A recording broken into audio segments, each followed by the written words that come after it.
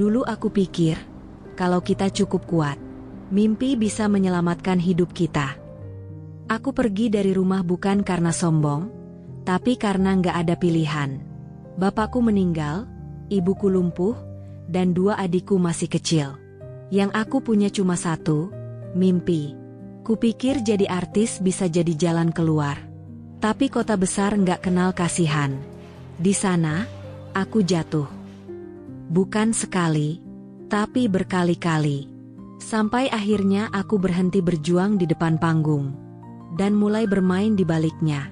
Tapi jalan yang kupilih, nggak semua bisa diceritakan tanpa menangis. Aku gagal jadi artis. Tapi haruskah aku juga gagal jadi anak? Sebut saja namaku Rina. Aku lahir dan besar di sebuah desa kecil yang bahkan nggak muncul di peta. Jalanan becek saat hujan, berlumpur saat panas. Listrik sering mati, dan suara jangkrik lebih keras dari harapan. Tapi di balik itu, aku tumbuh dengan satu mimpi yang gak pernah benar-benar mati. Keluar dari sini. Dari semua ini, aku anak pertama dari 3 bersaudara. Adikku 2 orang, 1 masih SD, 1 lagi balita waktu itu. Ayahku dulu sopir proyek bangunan. Gajinya harian, kadang dibayar, kadang cuma janji. Tapi seenggaknya, tiap malam dia pulang, duduk di lantai, makan sama-sama. Kadang bawa gorengan sisa rapat proyek, atau roti kadaluarsa dari warung. Ibuku jualan sayur keliling naik sepeda tua. Wajahnya keras, tangannya kasar, tapi senyumnya selalu hangat tiap kali kami berhasil lewat 1 hari lagi. Kami miskin, tapi kami lengkap. Dan buatku, itu dulu cukup. Semua berubah pagi itu. Ayah dan ibu naik truk proyek yang biasa lewat depan rumah. Katanya, biar irit ongkos. Tapi di tanjakan sempit arah timur, remnya blong. Truk itu terjun ke jurang. Ayah meninggal di tempat. Ibu selamat, tapi tulang belakangnya hancur. Lumpuh total. Dan lebih buruk lagi, dia nggak bisa bicara sejak itu. Hanya bisa menatap kosong. Dan menangis diam-diam. Sejak hari itu, rumah kami tidak pernah benar-benar hidup lagi. Dan aku berhenti jadi anak. Aku berhenti sekolah tanpa upacara perpisahan. Aku masak, cuci, jagain adik, kerja apapun yang bisa.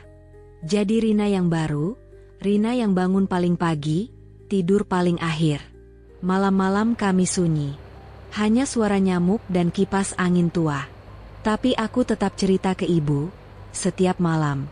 Meski dia tak bisa jawab. Aku duduk di sampingnya, pegang tangannya yang dingin, dan cerita. Tentang kerja di warung makan, disuruh bersihin WC, pel. Bahkan waktu pelanggan cabul godain aku, pelanggan cabul itu bilang dengan nyebelinnya, kalau kamu yang layanin, saya bisa tiap hari makan di sini cantik. Namun bosku cuma bilang, namanya juga pelanggan mbak. Layanin aja, jangan baper. Sorenya, aku kerja jadi SPG panci keliling. Sistemnya kejam. Kalau nggak jual minimal 10 set sehari, gaji dipotong. Padahal kami berdiri 10 jam, disuruh senyum terus. Waktu aku hanya lakuin 6, gajiku tinggal 20.000. Dan itu pun harus minta dulu dengan nada merendah. Bu, aku capek banget. Tapi aku bohong bilang aku makan enak. Padahal cuma minum air doang biar nggak pingsan. Ibu diam. Tapi aku lihat, setetes air mata jatuh dari ujung matanya. Dan itu, cukup. Itu artinya dia dengar. Malam-malamku kadang jadi lebih ringan kalau aku bisa nebeng wifi tetangga. Aku buka YouTube. Lihat vlog para artis muda. Tas-tas mahal. Liburan ke Bali. Makan sushi. Mobil putih. Rumah 2 lantai. Wajah glowing. Kalau aku bisa jadi kayak mereka. Mungkin hidup kita bisa berubah. Mungkin ibu bisa berobat. Adik-adik bisa sekolah tinggi. Dan aku bisa bernapas tanpa rasa takut. Setiap minggu, aku ikut latihan di sanggar teater kota sebelah. Aku suka berakting. Di atas panggung, aku bisa jadi siapapun. Nggak harus jadi Rina yang miskin. Rina yang capek. Rina yang sendirian. Pembina sanggar, Pak Guntur, pria 40-an yang dikenal pintar dan disegani. Dia sering muji aku. Kamu punya aura kamera. Kamu bisa besar. Awalnya aku bangga. Kupikir, ini jalanku. Sampai sore itu, dia minta aku datang lebih awal. Katanya mau bantu koreksi naskah monolog. Aula sepi. Hanya kami berdua. Awalnya biasa. Tapi lama-lama, tangannya menjalar ke pundakku, lalu pinggangku. Kamu harus biasa dengan kontak fisik. Dunia seni gak cocok buat orang kaku. Aku kaget. Mundur. Tapi dia menarik tanganku lebih keras. Aku teriak. Tapi aula itu sunyi, dan jauh dari jalan. Tangannya mencengkeram. Tubuhku kaku. Kepalaku kosong. Akhirnya, aku nekat ambil kursi properti dan menghantamkan ke bahunya. Lalu aku lari keluar. Kaki gemetar. Nafas ngos-ngosan. Tapi aku tahu satu hal, aku nggak bisa tinggal di kota ini lebih lama. Malamnya aku duduk di kamar, memandangi langit-langit. Aku marah. Benci kota kecil ini. Benci semua orang yang pura-pura baik tapi diam saat aku disakiti. Tapi aku juga takut. Takut Jakarta. Kota yang sering disebut ibu kota yang kejam. Tapi, saat aku buka media sosial, aku lihat lowongan casting, audisi film, panggilan terbuka. Dan entah kenapa, untuk pertama kalinya, aku merasa punya arah. Beberapa hari kemudian, aku pamit. Adik bungsuku meluk aku erat. Mbak, jangan lama-lama ya. Ibuku hanya menatapku lama. Matanya sayu. Tapi, satu tetes air mata lagi jatuh. Dan itu cukup. Malam itu, aku naik bus ekonomi paling murah. Duduk di pojok belakang. Tas kecil di pangkuan. Selendang ibu kulilitkan di leher. Aku nggak tahu besok tidur di mana, atau makan apa. Tapi aku tahu satu hal, kalau aku tetap di sini, aku cuma akan jadi cerita yang dilupakan. Tapi kalau aku pergi, mungkin, suatu hari, aku bisa pulang. Dan bilang ke ibu, kita berhasil. Jakarta, namanya saja sudah berat. Ibu kota. Kota mimpi. Kota keras. Kota yang katanya tidak pernah tidur. Tapi malam itu, aku justru datang dalam keadaan setengah mati. Duduk sendirian di pojok bus ekonomi yang bau solar dan badan orang, aku menatap gelap di balik jendela. Selendang ibu melingkar di leherku, kusut dan dingin. Kupeluk erat tasku, satu-satunya barang yang kupunya sejak berangkat. Tapi aku tahu, lebih dari itu, aku bawa harapan satu keluarga kecil di desa yang hampir runtuh. Rin, kamu kuat kan? Iya Bu, aku kuat. Kupikir begitu. Sampai semua mulai terjadi terlalu cepat. Bus tiba di terminal saat subuh hampir datang. Aku bangun dengan kepala berat, punggung pegal, dan firasat aneh di dada. Tas kecil masih ada. Tapi, dompetku, kosong. Hilang. Aku panik. Tanganku mengobrak-abrik isi tas. Napasku makin pendek. Pak, dompet saya hilang. Tadi masih ada di dalam. Beberapa penumpang menoleh, lalu kembali tenggelam dalam layar HP. Tak satu pun bergerak. Supir bus hanya menatap kosong dan bilang enteng, ini Jakarta Mbak. Hidup keras Mbak. Seketika itu juga, dunia terasa asing. Dan aku sadar, aku baru saja kehilangan semua yang kumiliki. Dalam kebingungan, datang seorang pria, supir bus yang tadi. Dia tampak ramah, lebih tua, wajahnya seperti orang baik. Mau istirahat dulu? Saya biasa makan di warung dekat sini. Yuk ikut. Aman kok. Aku tahu harusnya curiga. Tapi malam itu, aku terlalu capek untuk berpikir. Terlalu kosong untuk bertanya. Aku mengangguk. Karena mungkin aku hanya butuh satu orang yang tampak peduli. Warungnya kecil, lampunya redup, tapi ada bau teh manis dan nasi goreng yang entah kenapa terasa hangat di dada. Sana, mandi dulu, biar seger. Barang-barangnya titipin aja ke saya. Aku nurut. Titipkan tas, koper, HP, dan sedikit kepercayaan. Kupikir, akhirnya ada yang baik. Tapi saat aku keluar dari kamar mandi, warung sepi, kursi kosong, dan dia hilang. Aku berdiri di situ lama. Tanganku gemetar, tenggorokanku kering. Kakiku lemas, mataku panas. Aku keluar dan duduk di pinggir jalan. Lampu kendaraan lewat seperti kilat yang menghantam wajahku. Aku menangis, tapi tak bersuara. Karena aku tahu, di kota ini, air mata tak berguna. Waktu berjalan lambat sampai seorang ibu parubaya datang dari arah belakang warung. Ternyata pemiliknya. Namanya Bu Rumi.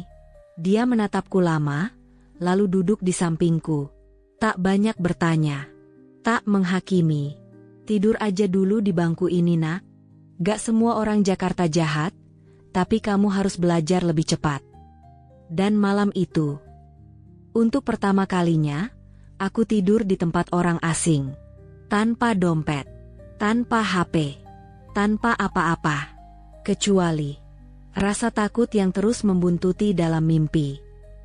Beberapa hari berlalu. Aku masih tinggal di sekitar warung, bantu-bantu cuci piring. Bu Rumi baik, tapi aku tahu. Aku gak bisa lama-lama numpang hidup. Kalau kamu mau kerja, kamu butuh HP. Di ujung jalan ada konter. Tapi cicilannya bukan gratis. Aku dibawa ke sana. HP second, layar buram, suara pecah.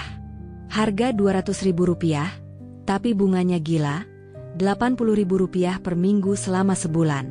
Kalau telat bayar, ditarik tanpa kompromi. Aku tahu ini jebakan. Tapi, tanpa HP, aku tak bisa cari kerja. Dan tanpa kerja, aku bukan siapa-siapa. Dengan HP itu, aku masuk grup WhatsApp casting dari selebaran di halte. Open casting Jakarta Timur, hari pertama, aku dapat job figuran. Iklan minuman. Lokasi syuting di pinggiran kota. Aku cuma berdiri di belakang aktor utama. Disuruh senyum tanpa suara. Pas take pertama, aku nggak sengaja lihat kamera. Langsung dibentak, kamu, gak usah ngeliatin kamera langsung. Ulang take. Aku minta maaf.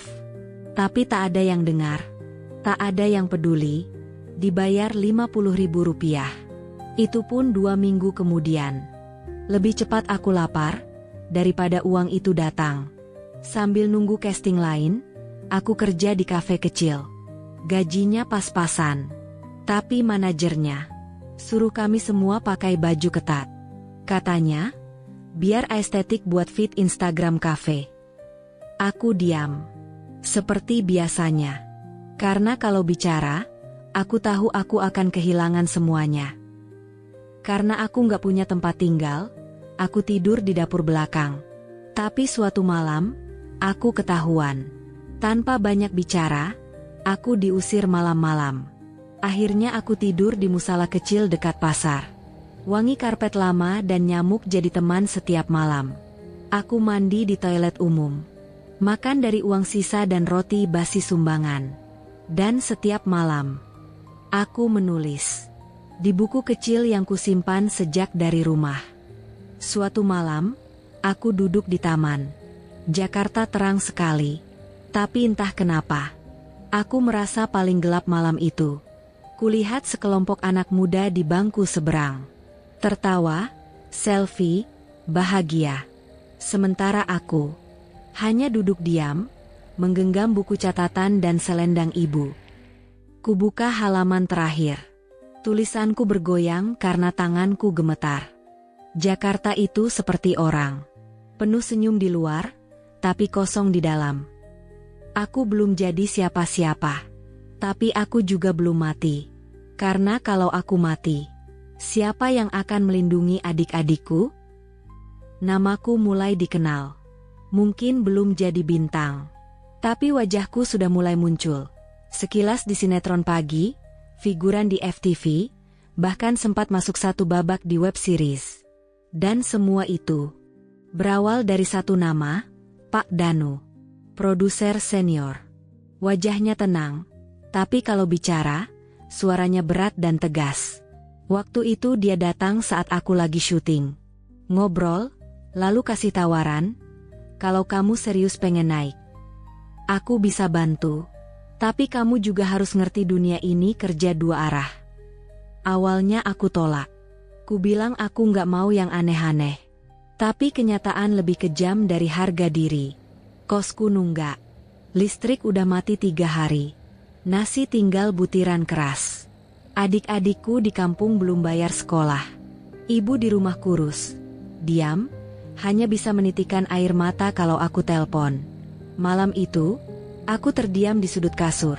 Sendirian, menatap jendela kecil dengan suara jangkrik Jakarta. Paginya, aku pindah ke apartemen kecil milik Pak Danu. Awalnya kupikir, ini sekadar transaksional. Aku tinggal di sana, dia bantu casting. Tapi ternyata, semuanya bergerak lebih cepat dan lebih dalam. Kami sering makan malam bareng, nonton film berdua, belanja kebutuhan rumah bareng. Malam itu, setelah pulang dari lokasi syuting, aku kelelahan luar biasa.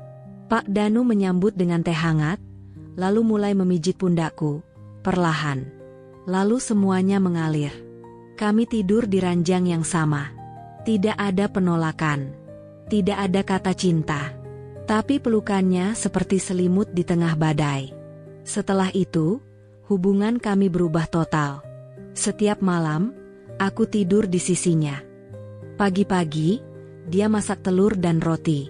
Kalau aku sakit, dia yang beli obat. Kalau aku telat pulang, dia marah seperti suami yang khawatir. Kamu istri yang seharusnya aku nikahi dari dulu. Kalau aku nggak keburu nikah sama dia, mungkin hidupku sekarang lebih bahagia.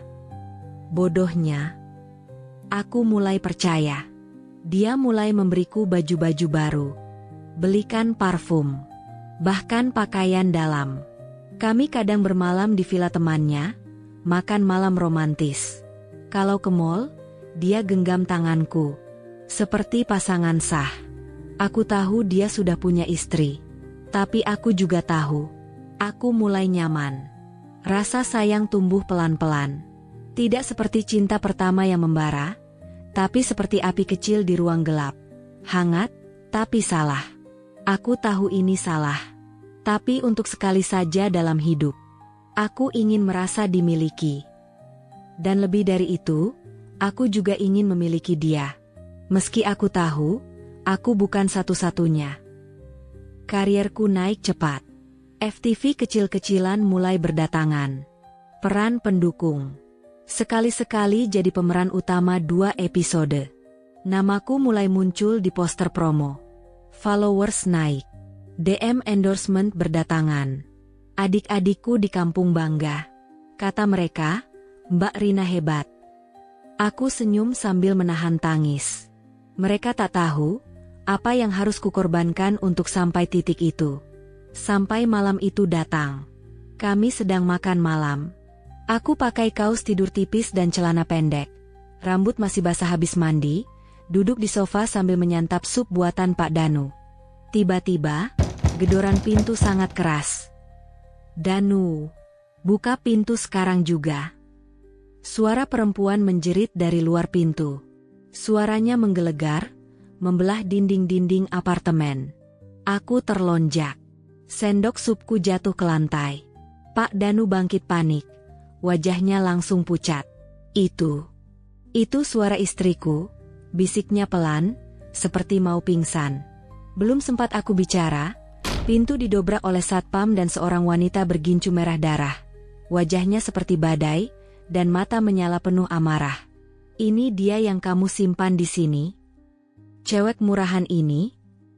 Dia menunjuk langsung ke arahku. Aku terpaku di sofa. Kaosku basah, rambutku awut-awutan. Aku bahkan tak pakai bra. Perempuan laknat, berapa harga dirimu?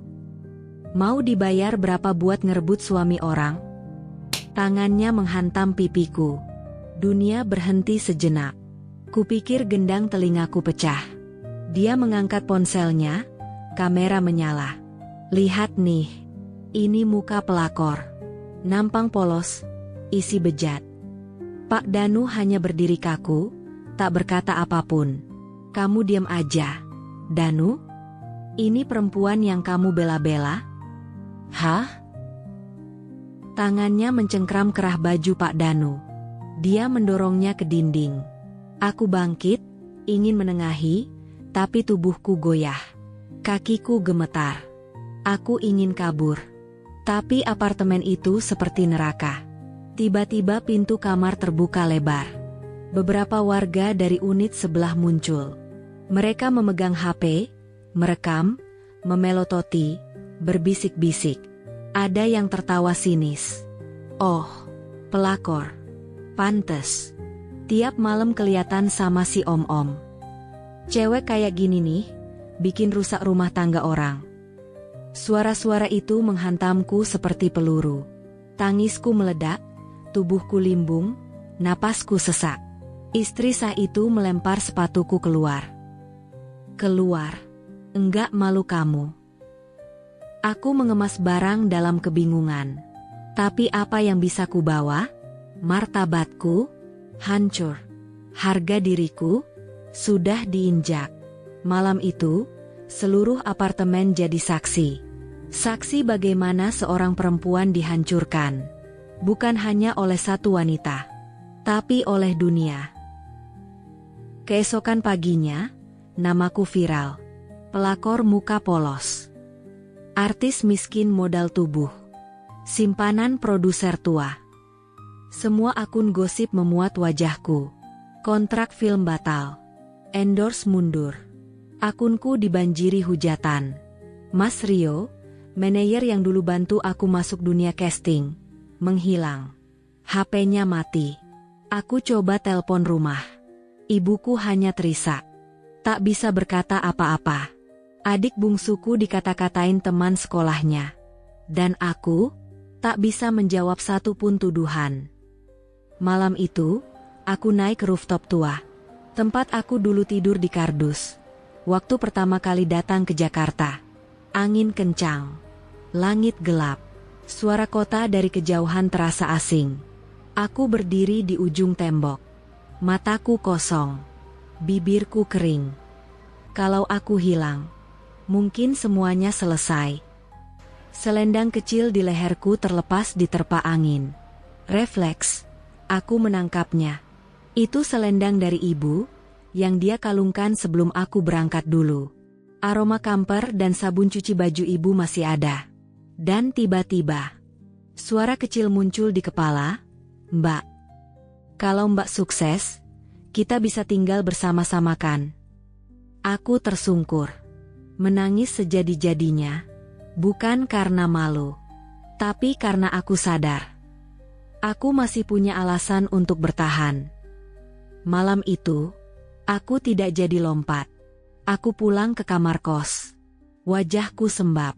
Tapi untuk pertama kalinya, aku membuka buku catatanku dan menulis, aku sudah kalah. Tapi aku belum mati. Dunia seperti menelanku hidup-hidup. Setelah malam itu, tidak ada yang tersisa dari Rina si calon artis. Yang tersisa hanyalah perempuan biasa. Dengan masa lalu yang dicaci, dan masa depan yang kabur. Aku menghilang dari keramaian. Pindah ke kamar kos kecil di pinggir rel, jauh dari apartemen, jauh dari dunia hiburan. Aku tak lagi memakai make up tebal, tak lagi menggulung rambut dengan hair dryer. Aku bahkan lupa rasanya tersenyum di depan kamera. Aku buang semua baju pemberian Pak Danu. Semuanya. Daleman, parfum mahal, gaun pesta.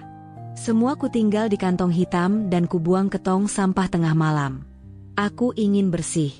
Meskipun dunia tak pernah benar-benar melupakan noda. Waktu berjalan lambat. Tapi hidup terus bergerak.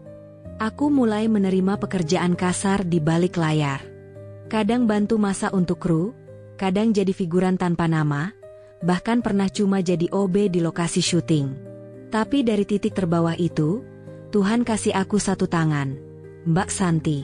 Artis senior yang diam-diam memperhatikan aku. Dia tahu siapa aku. Tapi dia nggak pernah menatapku dengan jijik seperti yang lain. Suatu hari, dia bilang, "Aku nggak peduli kamu siapa dulu.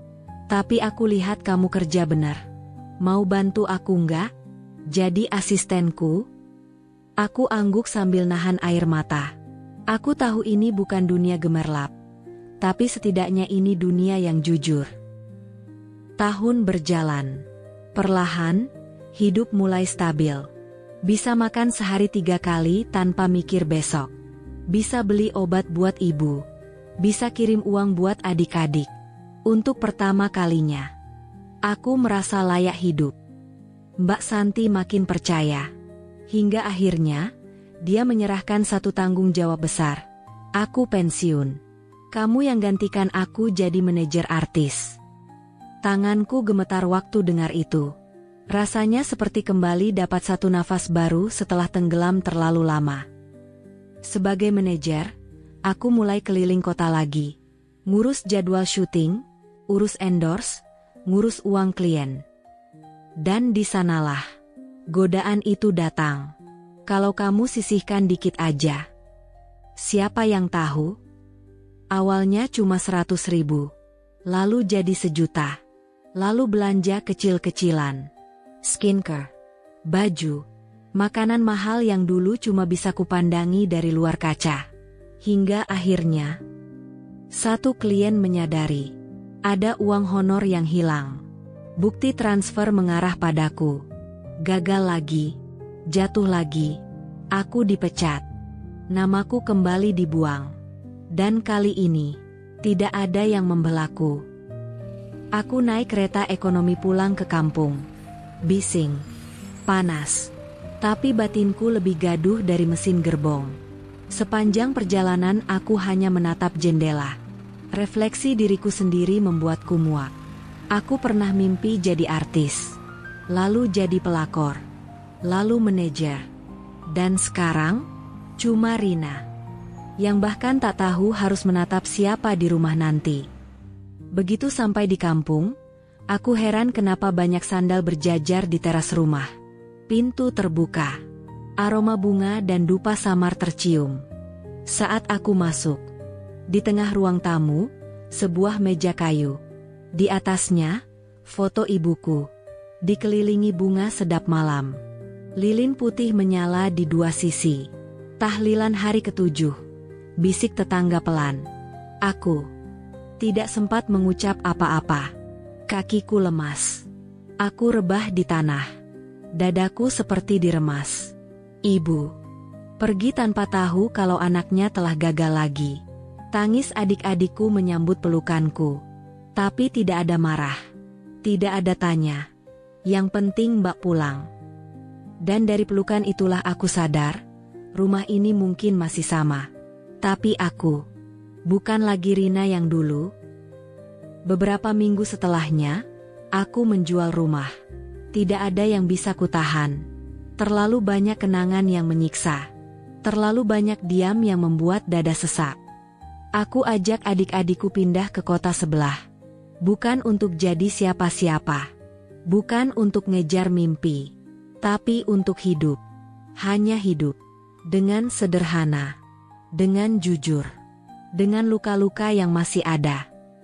Tapi tak lagi kututupi. Dan entah kenapa, untuk pertama kalinya, aku merasa bebas.